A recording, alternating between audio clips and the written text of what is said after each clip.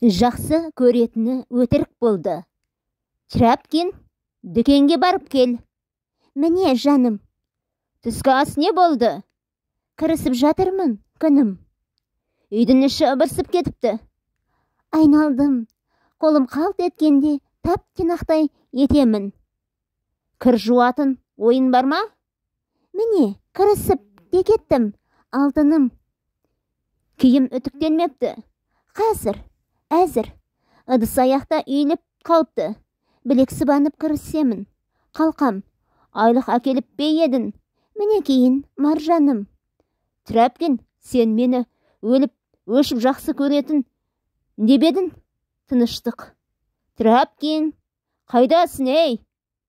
Өлі тыныштық. Өй, өліп кеткен бе, ей? Итай, жақсы көретіні өтірік болды ғой. Сияпатты сенім. Сәлематсыз ба?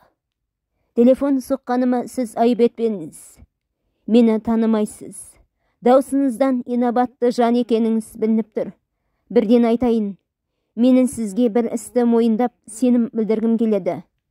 Қайда хабарласып тұр едіңіз? Кім керек еді? Маған бәрібір. Тек тыңдап, шын сөзіме сенсеңіз болды.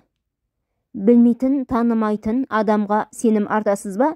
Дәл өзі, сеніңіз мен неге екенін бір пендені ұрып, есінен тандырып тастадым. Қалай болып еді? Жақында танысқан бір пендемен сырашып, әңгімелесіп отырғанбыз.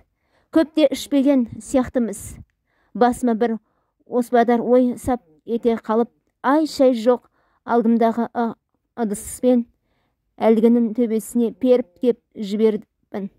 Тура басынан соққанымды айтсайыншы. Ойпыр-ай, әлгі әйтеуір тірі ме? Тілге келмей біраз жатты. Мұндай істе милицияға хабарласушы еді? Хабарластым. Сенбейді.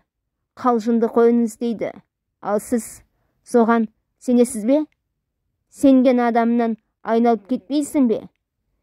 Сенгенде қандай? Айтып болдыңыз ба? Айтқанымды түсіністікпен тыңдап, шын сөзіне сенген адамының құлы болғанға не жетсін? Айып етпеңіз, менің сізге ризашылығымды білдіргенім болсын. Бір оңашада отырып сырашып кеңірек әңгімелессек, сияпат менен болсын. Мысалдың мысқылы. Қарға қалықтап ұшып келе жатып, жердегі ірімшікті көзі шалып, қуанғаннан тура төбесінен төнді де кесек ірімшікті тістеп ағаш басына қонды.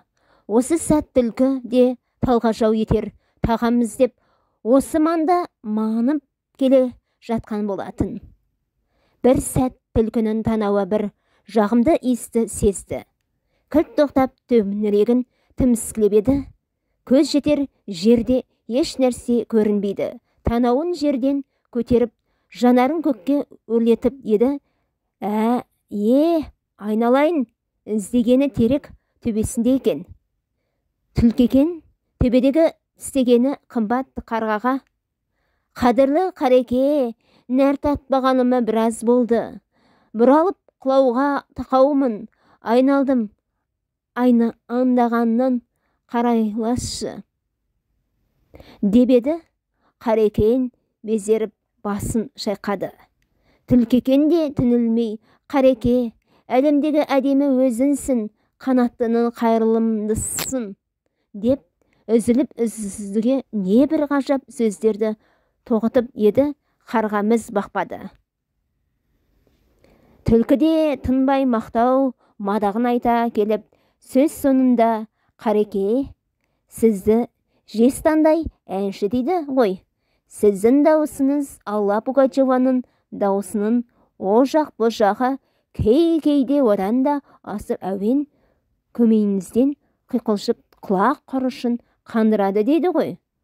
Пақырыңызға бір шумақ болса да естіртіңізші, қареке дегенде. Мынандай майда сөзге қарғаның көзі қарауытып, мишығы баулау болып, есеңгіреп, бір сәт қар ете қалғанда, аузындағы ірімшік сусып, жердегі қу түлкінің табан астында жатты. Бұдан шығар қорытынды. Айтар ақыл, мысал мысқылы, биіктен не бар, жерде тапқаныңды жерде же.